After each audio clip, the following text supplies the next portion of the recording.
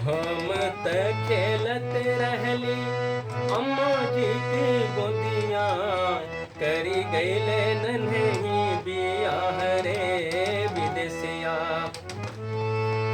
छवही महीना कह के गईले कलकत्तवा, कि बीत जाला बर हो बरिस रे विदेसिया। अब तलगल मोरा, अब तलगल मोरा, 16वां साल की लोगवा नजर लगावेला।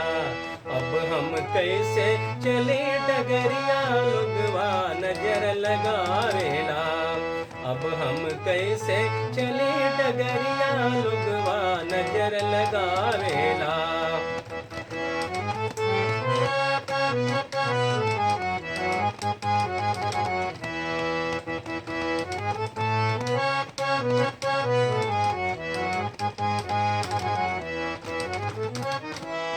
पूरब देश गईल मोर सैया, बैठ गईल बिसराय।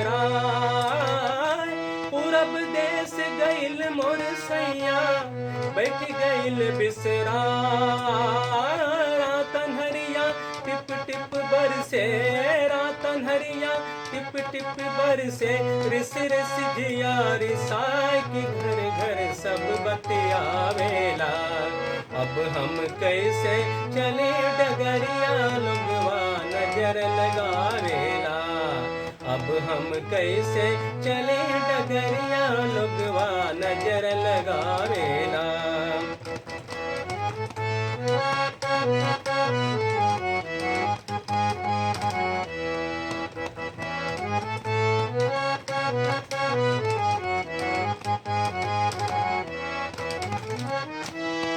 बाग बगैचा महुआ फूले अमवा जब मोजराय। बाग बगैचा महुआ फूले अमवा जब मोजराय। पापी पपिहा तनवा मारे, पापी पपिहा तनवा मारे, जियरा मोर जराय कि मन मोर डूबल जाला ना। नदिया जैसे चढ़े नजरिया लोगवा नजर लगावेला। नदिया जैसे चढ़े उमरिया लोगवा नजर लगावेला।